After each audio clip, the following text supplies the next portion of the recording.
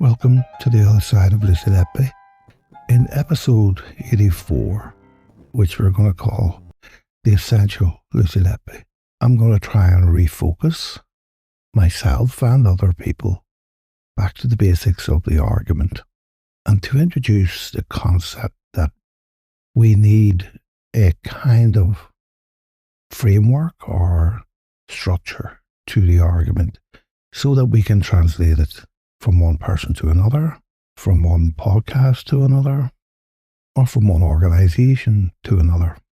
And whatever way you look at it or who you're referring to, this is called a methodology. So it's a method by which you can communicate, you can store information, analyze information, and communicate your findings about that information. Now, on YouTube, on the social media landscape, which I think is absolutely fantastic, the ability to access so much information and opinion of people in a very easy way is a modern wonder. And you hear people say that it's led to all kinds of misinformation and disinformation and conspiracy theories. Yeah, it probably has, whatever those things are. I mean, what is misinformation? We used to call that non-factual information. Disinformation we used to call lies or propaganda. And they've always been around.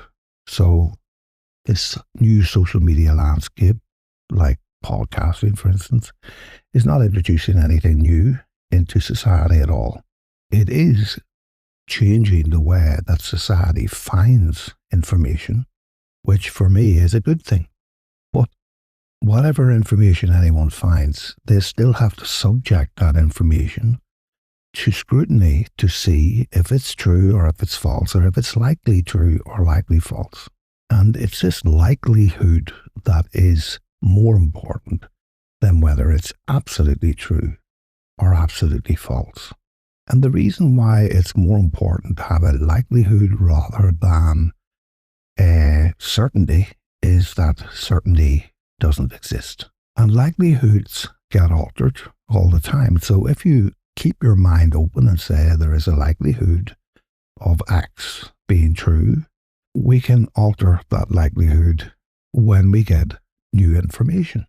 Now, people call this Bayesian Theorem. So Bayesian. Bayesian. After the Reverend Bayes, Bayes. And the Reverend Bayes in the 1700s was a mathematician and a Church of England clergyman who tried to work out the probability or the likelihood that miracles were real or that God existed. I can't remember. It's not really that important, but he designed this system for updating beliefs. And as is usual, the system uses Latin terms, and the reason that we use Latin in medicine and in statistics and mathematics and all kinds of things is that it's just a bad habit, and no one has bothered to update the terminology. It isn't as if the English language isn't capable of being as exact as the Latin language. It, to me, is a way of keeping information from people. Now, I think in the past I mentioned that I got qualified in a system called SNOMED, SNOMED, which is the systematized nomenclature. In other words, a agreed upon set of definitions. So systematized nomenclature or naming of medicine and clinical terminology is basically what SNOMED is, SNOMED CT, and it's based on a structure. So you have to construct your definition of something, a phenomena in medicine, using only this method. And it reduces the number of clinical terms that you can use. So there are 30 definitions, say, of heart attack in everyday use. Well, SNOMED will only accept one definition, which is called the preferred term, and another definition, which is called the acceptable term. So immediately, just by that method alone, you're reducing a lot of confusing information. And that's just by way of example of how confusing you can make medicine, or any topic indeed, but medicine in particular, because there are so many terms for the same thing that don't actually mean the same thing. So in the Lucy Letby case, we have Dowie Evans referring to baby D's infection as antenatal pneumonia. Antenatal pneumonia is a disease of the mother. So if the mother gets pneumonia before she delivers the baby, that's antenatal pneumonia. If the baby gets pneumonia after birth, that's known as neonatal pneumonia. But Dowie either used the same term for both things or didn't understand the difference. I could, by bias, plump for the latter, but frankly, I don't know. He uses the term embolus. Embolus doesn't come from Latin, it comes from Greek, and an embolus was a stopper of a bottle, like a cork. And in medicine, an embolus is a foreign body that's moving through the circulation. The problem being that when it's moving, it can't cause any harm, in the same way that it can once it stops moving. And when it stops moving, it's called an embolism. Embolism meaning the effects of applying a stopper into the bottle or the circulation. And the Court of Appeal judgment is full of this term embolus.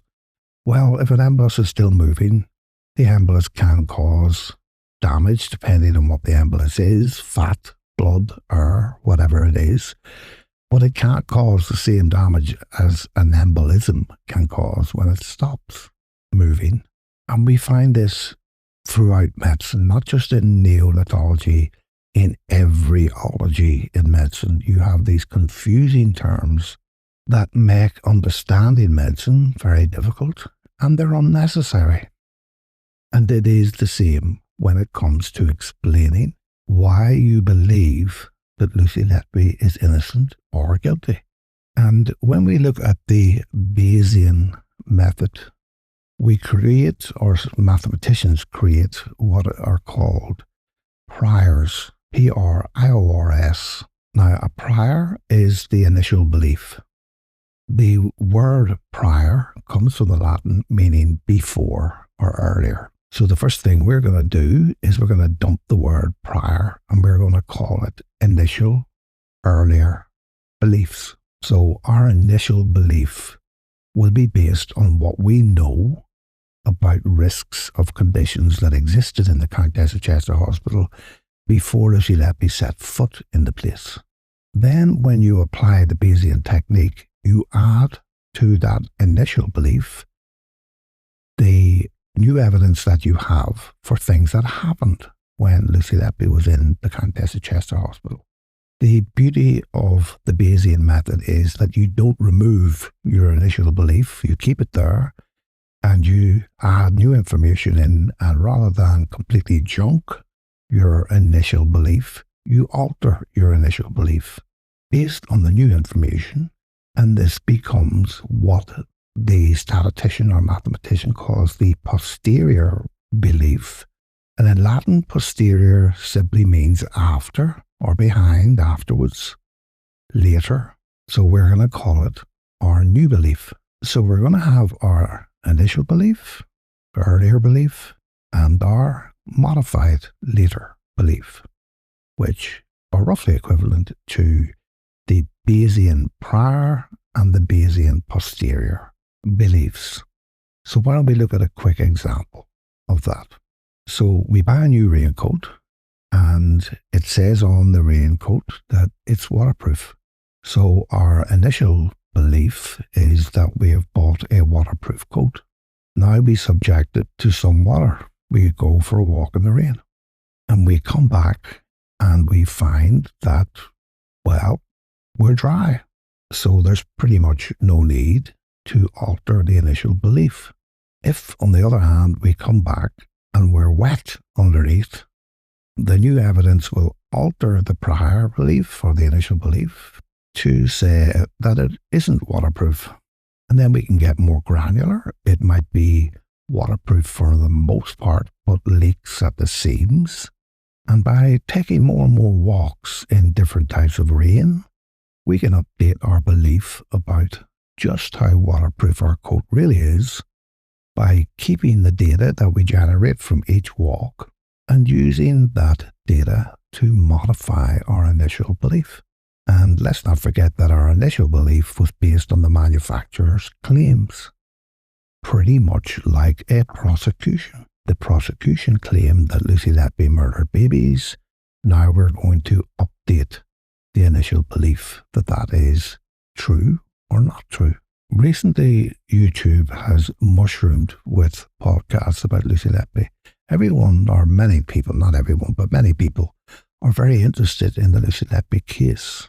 And they're not just British people or Irish people localized to this area, they're worldwide. And we hear different stories all the time about who said what and when events occurred, when they didn't occur, who was present, who wasn't present. And it's beginning to get very confusing. So we need to go back in time a little bit, use a method to anchor ourselves in a system of belief, and we'll call it, for want of anything else, a Bayesian methodology. Now, mathematicians or statisticians might go apeshit at the prospect of doing this, but I couldn't give a damn because I'm a doctor and we doctor. That means that we alter things, that we reuse things, we recycle things, we change our idea and our opinions all the time because we have to be adaptable to ever-evolving situations. But for the most part, we will stick to the basic rules of Bayes Theorem. But the other beautiful thing about Bayes Theorem is that the only rules you really need to stick to are rules that make sure that whatever evidence you're adding to your pile of evidence to alter your initial belief is evidence that is relevant to the event, if that's what you're looking at, or the outcome, if that's what you're looking at, and not evidence that isn't relevant to it at all. So we'll start off by creating the initial belief. And to create the initial belief, we need to take into account all of the things that we now know about the initial state of the Countess of Chester Hospital before any deaths occurred. And this will give us our initial belief. How dangerous was the Countess of Chester Hospital compared to an ideal or idealised or typical neonatal level 2 unit in the UK? Now, we don't want to get into the weeds about arguing about what the initial belief should be. The initial belief is what it is, and the beauty again of the Bayesian method is that you can apply new information to alter that belief anytime you want. So if someone has better information than I have, they can add it and they can alter it, and we can all disagree or re-agree or reach a consensus about what the likelihood is. But we're going to use the RCPCH report not presented to the jury, and Mark MacDonald has said that this is because Justice Goss said it was hearsay or full of hearsay, irrelevant to this exercise. It wasn't introduced in the trial, so the jury didn't know about it. But hearsay or not, it is relevant to the creation of our prior belief about how risky it was to be born at the Countess of Chester Hospital. And we're going to measure this risk as deaths per 1,000, just to keep it standard over all hospitals and to the typical way that data is used in studies into this problem in the medical literature. And strangely enough, the precise mortality rate of a neonatal unit, a level 2 neonatal unit in the UK in 2016, I can't find any evidence to define what that is. So it would appear that no one knows what the baseline mortality for a level 2 unit ought to be in 2016.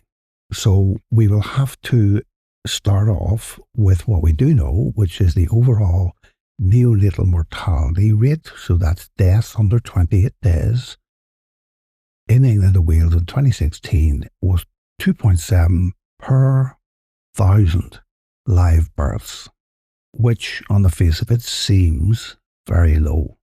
Now we're going to start adding information to that from the RCPCH report to alter our belief that only 2.7 deaths per 1,000 live births will occur in the Countess of Chester Hospital in 2016. And the first of these is a report in the RCPCH report that the Countess of Chester Hospital had on average a 21% nursing shortfall. So how does nursing shortfalls affect neonatal mortality?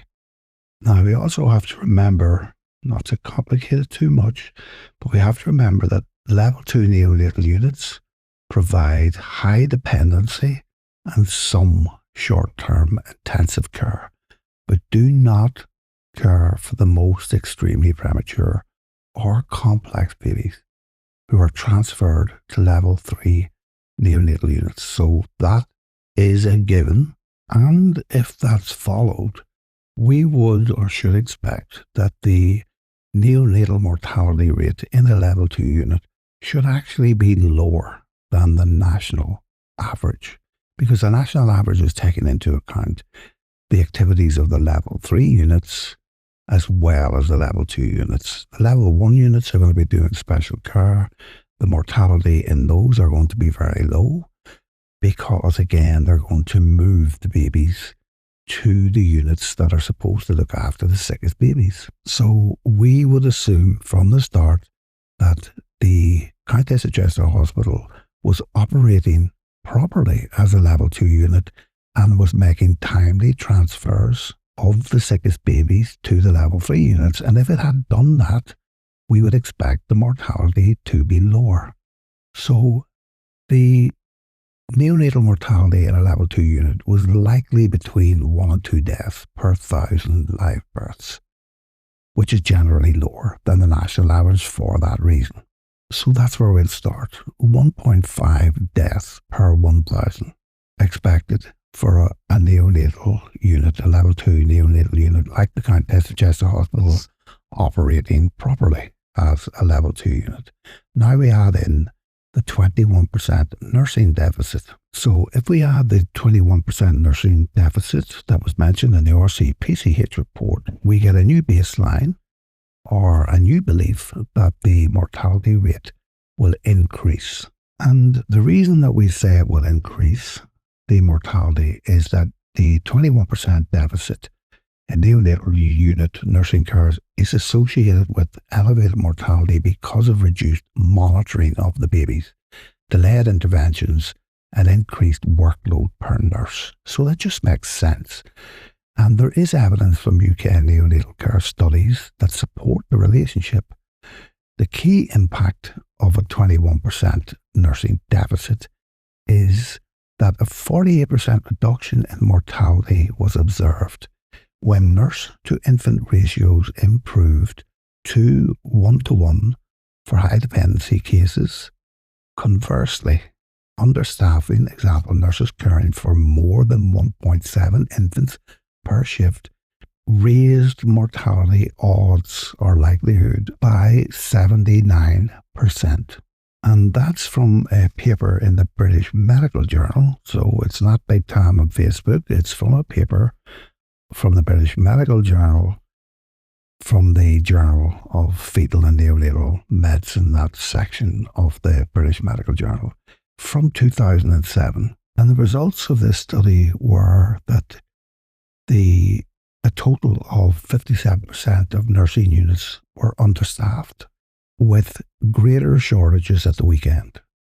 Risk-adjusted mortality was inversely related to the provision of nurses with specialist neonatal qualifications. increasing the ratio of nurses with neonatal qualifications to intensive care and high dependency infants to 1-to-1 was associated with a decrease in risk-adjusted mortality of 48%, which you'd have to agree is pretty massive. And there are many such studies like this, and we can put in Hansard, our British government reports, we can put in the Ockenden inquiry, we can put in all kinds of stuff.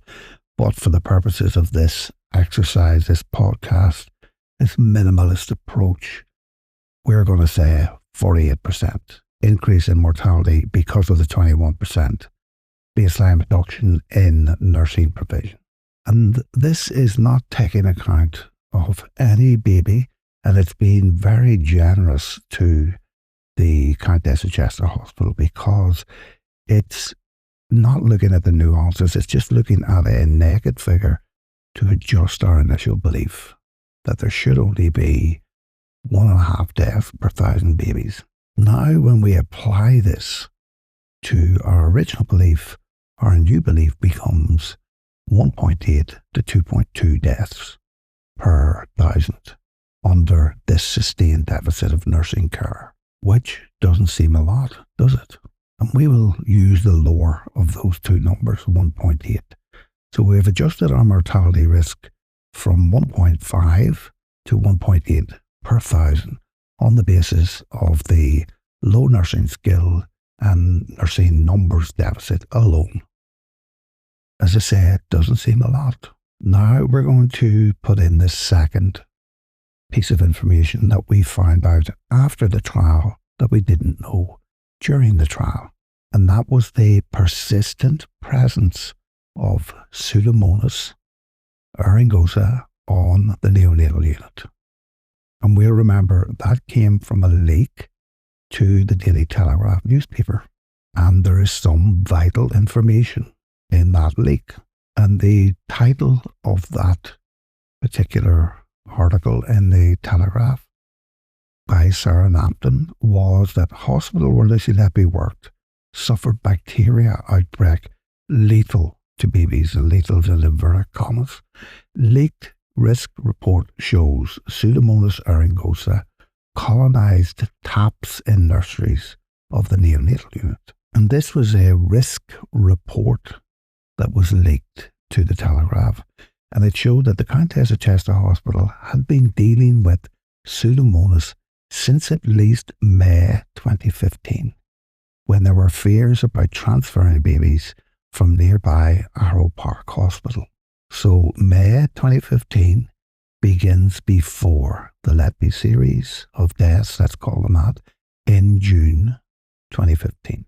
So this risk is present when the babies start to die. Now there's a mistake by the risk assessors that the risk score was reduced in August of 2015 when there had been no infections in neonates. Well, that implies that there were infections in neonates, by which you could measure that there were no infections in neonates, but again, that wasn't mentioned in the trial.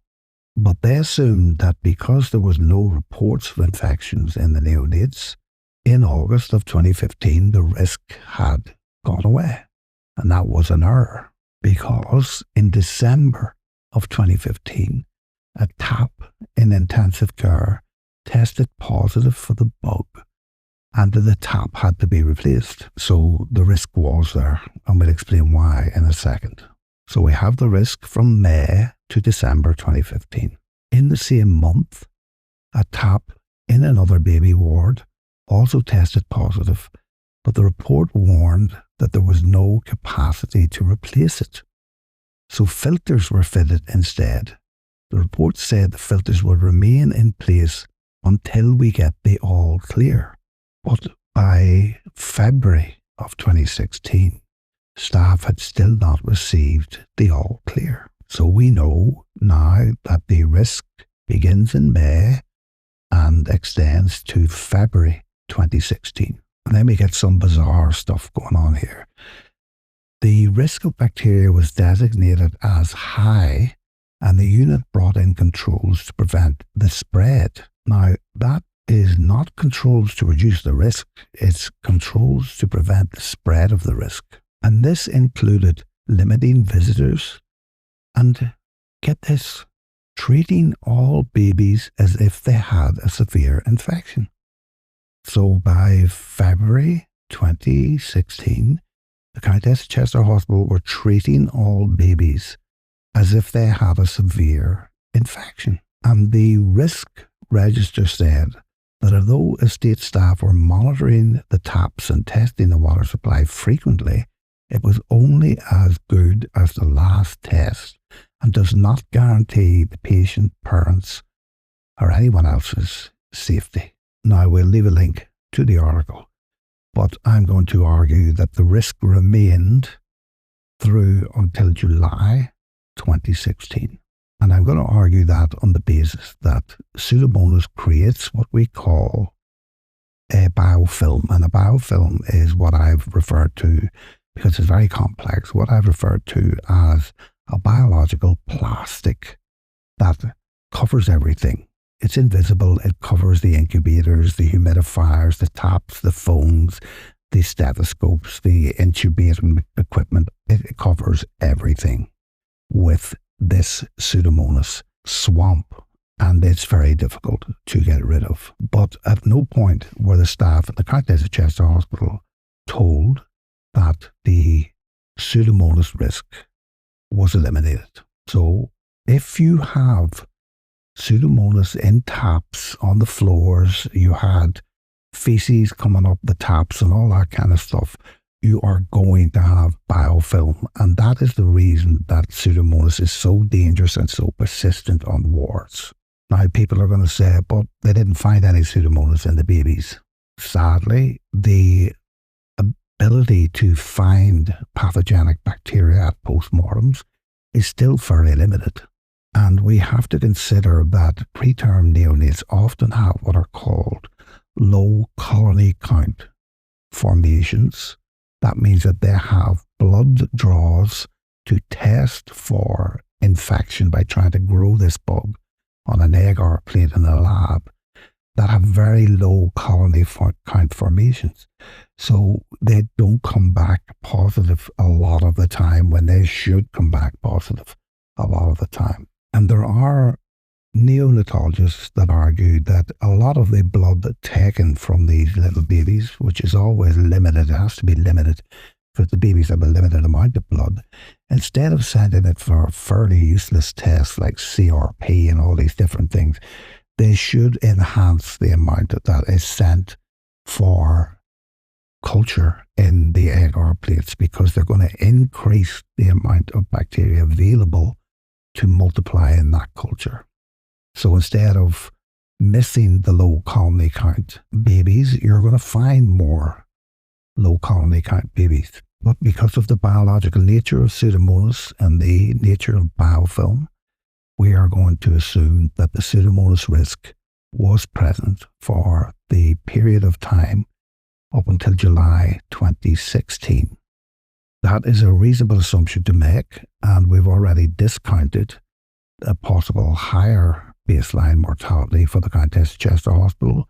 So we will now add that into our initial belief. We'll alter the initial belief for the presence of the low nursing and now the Pseudomonas. And now we get quite a dramatic shift upwards in risk. So our new deaths per 1,000 births, we have to adjust upwards.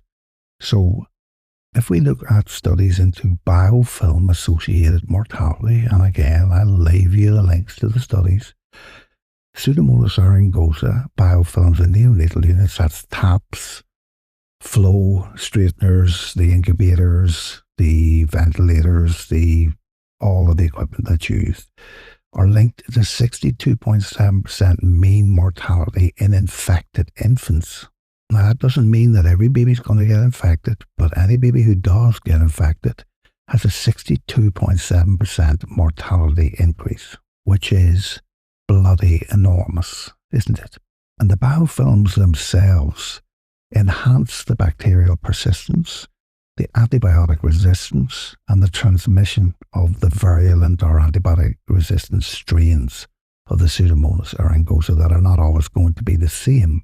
And we know from studies that 22% of colonized neonates develop infections. So if we make a small assumption that 5% of 50 infants exposed to the Pseudomonas biofilm become colonized, that means that 11 infants out of 50, we're just taking a cohort of 50 to make the point, will become infected. And if we assume the 62% mortality that we've inferred from other papers that have studied Pseudomonas biofilm effects on preterm babies, that amounts to 7 deaths out of the 50 babies. Now we have to not just add that to the nursing deficit, but multiply it by the nursing deficit, because we don't add risk, we multiply risk.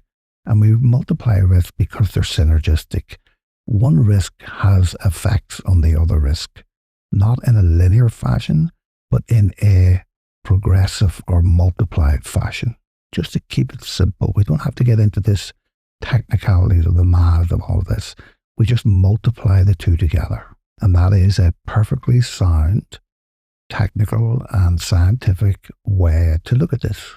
And we can adjust this new estimate to 2.4, between 2.4 and 4.8 deaths per 1,000 live births. And the reason we can do this is because we know that the biofilm created by the Pseudomonas is so notoriously resistant to antibiotics and disinfectants and all the methods that we used before. But we do this because we have to multiply all of the risks together. We don't just add them. So we have 2.4 deaths in 1,000. That's 2.4 over 1,000 or divided by 1,000 for the nursing deficit risks, which is 0.12. If we apply that to the 50 babies, we expect 0.12 of the 50 babies to die. That now increases to 0.24 of the 50 babies to die, without getting into the mathematics. So it seems not a lot, but it is a massive jump from those two things not actually being there. And now we're going to look at the first cases, babies A, baby C, and baby D, and we're going to add in for each of those babies, we're going to add in more risk, and we're going to multiply that risk. And this is, as I say, in an effort to get us grounded back into the debate on whether it's likely that Lucy Letby is innocent or guilty of the horrendous crimes that she's supposed to have committed. And we have to remember that the jury wasn't told any of this.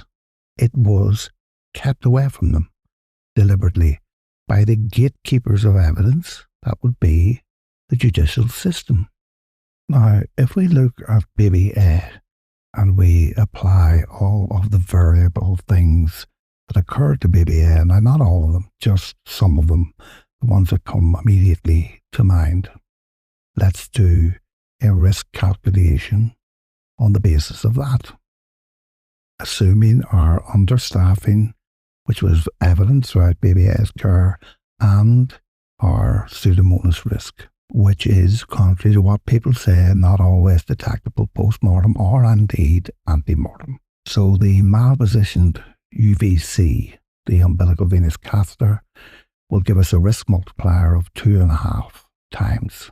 The multiple attempts to place the UVC will give us a risk multiplier of 1.8 times. And remember, the same UVC line is inserted, taken out, inserted, taken out, inserted. It's not a new line every time. And we have the potential for this Pseudomonas biofilm there that we can't sterilize with normal sterilization techniques. And we will give that a risk multiplier of 1.8. The 4 hours plus dehydration We don't know how long the baby went without fluids because it's not documented how long the baby went without fluids. So we could be here all day with that risk alone, but we'll give it 1.5. The inadequate monitoring of blood gases, electrolytes, and glucose, which are in evidence, we will give them a risk factor of 1.3. Remember, the lactates were rising. And we can add in that, not told to the jury, but told afterwards by Professor Lee, that we had a clot in the portal vein and we had a clot at the terminal exit of the malpositioned UVC. So if we start at the lower bound risk that we've already established, 20%, multiply that by 2.5, 1.8, 1.5, and 1.3, we get a risk of death of 146%. But 100% is certainty, so we have to cap that, and we'll cap it down at, say, 85%. And this is being generous to the Countess of Chester Hospital. And if we go for the upper bound range of 30% risk in mortality, and we multiply that by 2.5, 1.8, 1.5, and 1.3, we get 219%, which we have to cap, and we'll cap it at 85%. So on the basis of this alone, this looking at these existing conditions in the unit, for baby A, we're left with the probability of death by natural causes or iatrogenic harm, or what they like to call suboptimal care, which isn't really clearly definable, to a 60 to 85% probability that baby A would die in that unit under those conditions with that type of treatment. Now again, these are estimates. They're estimates that are kind to the Countess of Chester Hospital, but we are well above 50% probability that the baby would have died anyway, regardless of whether Lucy Letby was there. Let's do the same for baby C. And again, we're not going to include all of the minutiae and detail of the failings of the care of baby C. We're just going to give a handful of them to see how we can alter our prior belief that baby C would survive in the Countess of Chester Hospital, whether Lucy Letby was there or not. The factors that we're going to look at is the extremely low birth weight, 800 gram, and that is going to alter the baseline. The baseline mortality for a baby like that would be 15 to 25%.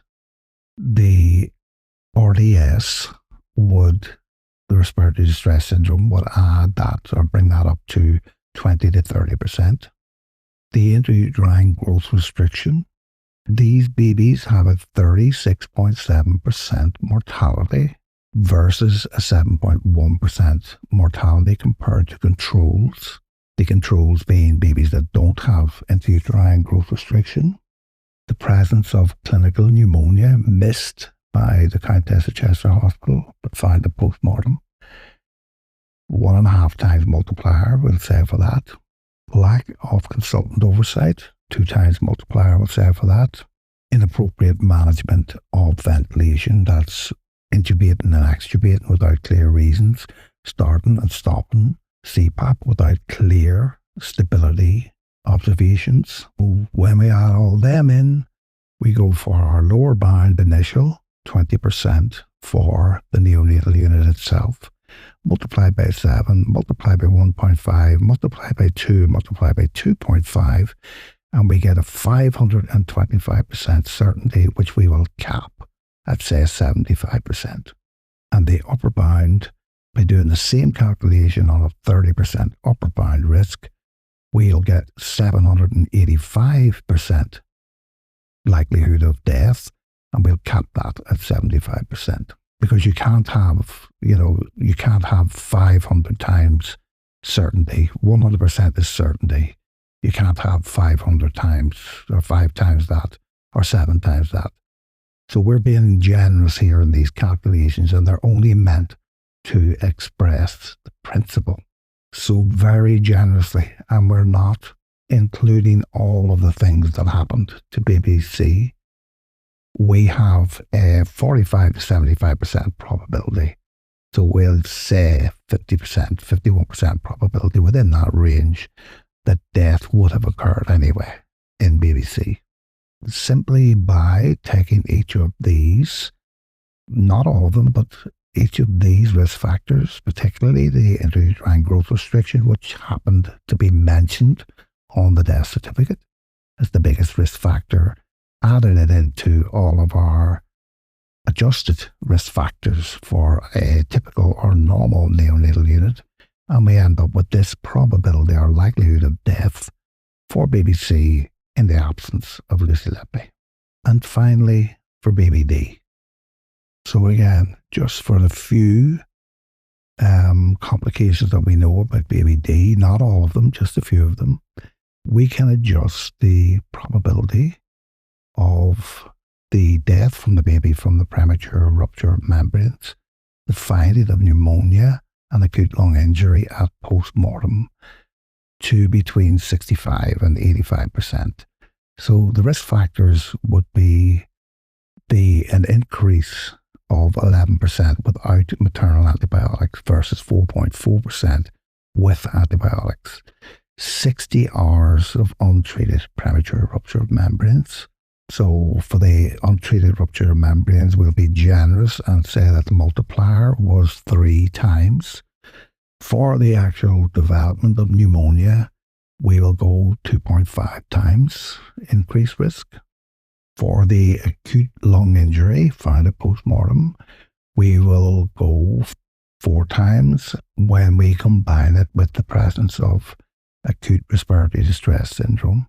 So if we begin with our 20% lower bound risk for death in this unit just by being there, and we adjust it for the 3 times risk, 2 times risk, 2.5 times risk, 4 times risk, etc., that we have cited for the different things, we will get a mortality predictability of 1200%, which will cap at 95%. And on the upper bound, which was 30% risk just for being in the Countess of Chester Hospital, it would give us a 1800% risk of death. Well, we can't have an 1800% risk, as I said, of death, so we'll cap that at 95%. So the near certain deaths of baby D was baked into the cake by those few mistakes alone to give us a 90 to 95% chance that baby D would have died regardless of whether Lucy Letby was anywhere near the baby.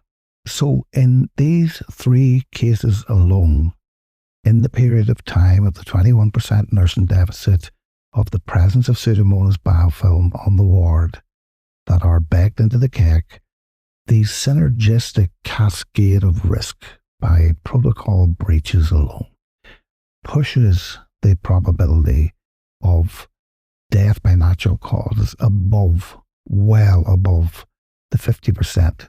That is all that we require to say with some degree of mathematical certainty that Lucy Letby was innocent from day one. Now, people will argue, and I don't blame them for arguing, that this is a very crude and a very simplistic mathematical approach to this. And I would say, fine, it is, but I'm only putting in some of the risk factors generated by the hospital and the suboptimal care. I'm not putting them all in, and the only reason I'm not putting them all in is so that we're not in this podcast for 4 hours. So if we look at the Royal College of Pediatrics and Child Health, they said that there were 406 admissions into the Countess of Chester Hospital in the period in question. So they said that about 2015 and 2016, 406 admissions. We're looking at a period of half that, from June 2015 to July 2016. So that's 200 admissions into the Countess of Chester Hospital. And of course, we don't know what the nature of these babies were. We don't know anything because the jury wasn't told that, the public wasn't told that. But if we take what we do know, and we're not even going to take all of what we know, but if we take the two sets of twins, one set of triplets, and the babies that are under 1,500 grams, if we combine them into a cohort of 7 babies, amongst that 200 babies, in this background alone, without applying any individual risks, such as sticking needles blindly into babies' abdomens, etc., using this methodology, we can pretty much infer from those 7 babies, 4 twins, 3 triplets, and in general weights around 1,500 grams, that 3 of those babies would die, which is 3 out of the 7 that Lucy Letby is supposed to have murdered just on the basis of where they were born and when they were born. Not to do with anything that happened to them when they were in the Countess of Chester Hospital. Now, the calculations I've given you here are A-level mathematics, maybe even O-level mathematics. They're not that difficult.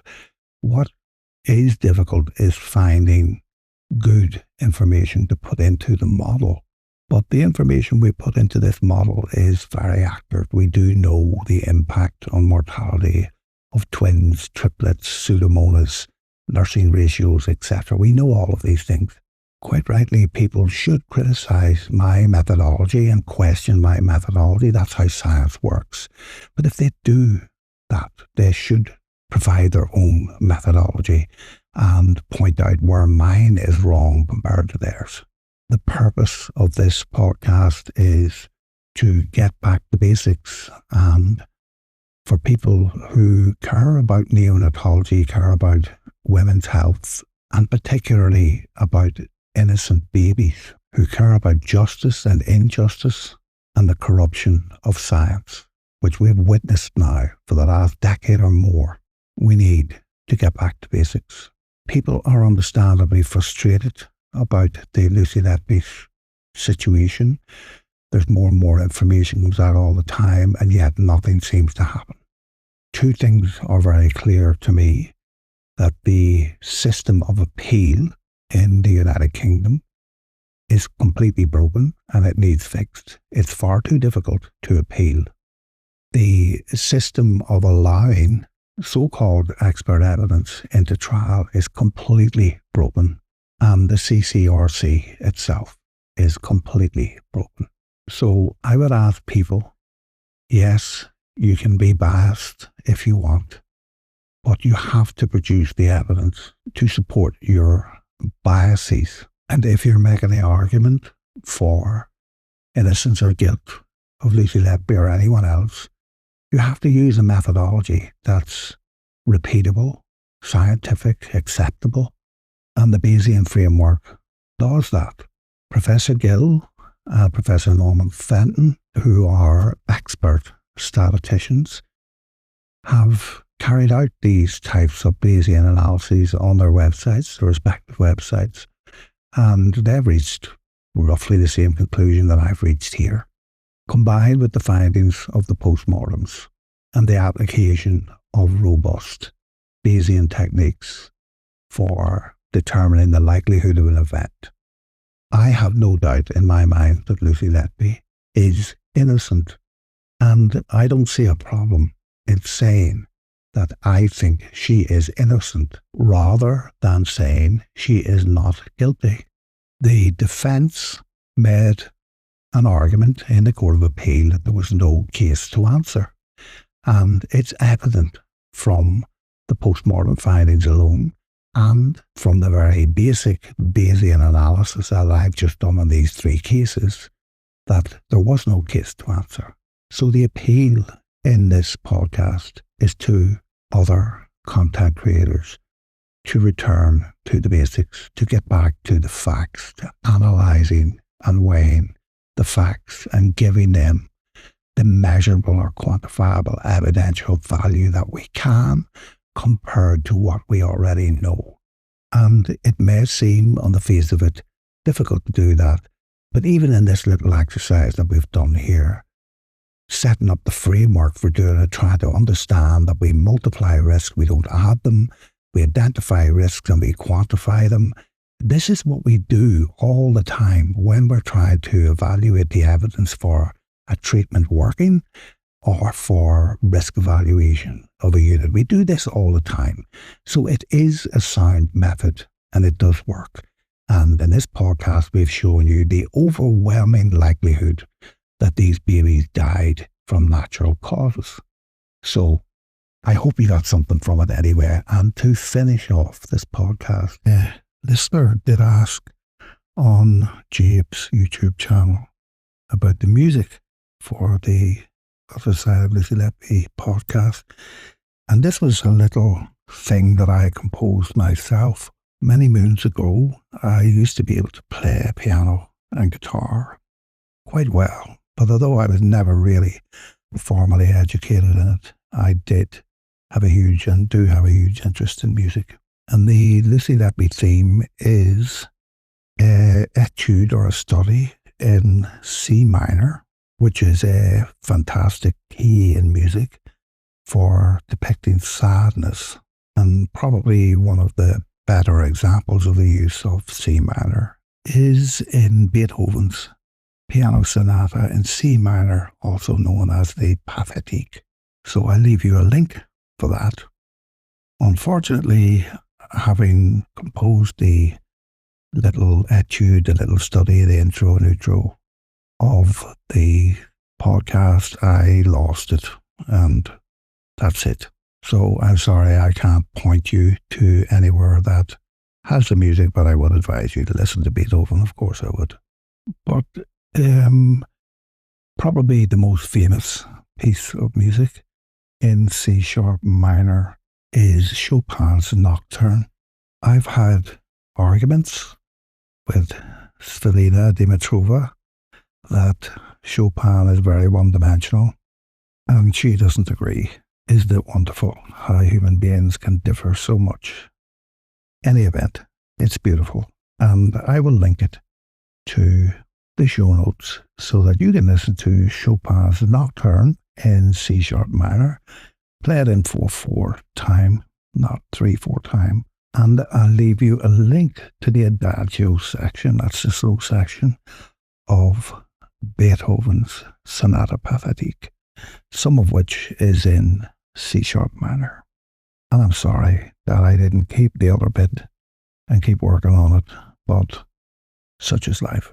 It would never have come close to what these guys could do in their sleep. And the Beethoven Sonata would be very close to my heart because my daughter played it to get her membership of the London College of Music in piano, and I sat for many hours listening to her practice it. So I know in my heart pain that Lucy Letby and her family are going through. We should all try and remember that. And the pain is not just, and we should all try and remember that and not fight and argue with each other. We want justice. That's all. Justice. I can tell you from the horse's mouth that the Countess of Chester Hospital is back in business taking 27-week babies. That, contrary to rumour, both Rabbi Jairam and Stephen Breary are working in the Countess of Chester Hospital and recently delivered a 27-week baby. Now, I'm trying to find out, and it won't take me long to find out, and when I do, I'll tell you, but I'm trying to find out if the 27-week baby was kept at the Countess of Chester Hospital or if it was moved to Liverpool Women's Hospital, which it should be. So the rumours of the gardening leave for Rabbi Jairam and Stephen Breary are just that, rumours, and they are not true. The Countess of Chester Hospital was redesignated as a level 2 unit, but it has been reduced in capacity to 15 beds. And I would imagine that the insanity of their behaviour in many of the cases in the Letby series of babies, as I refer to it, doesn't happen anymore, or shouldn't be happening anymore anyway.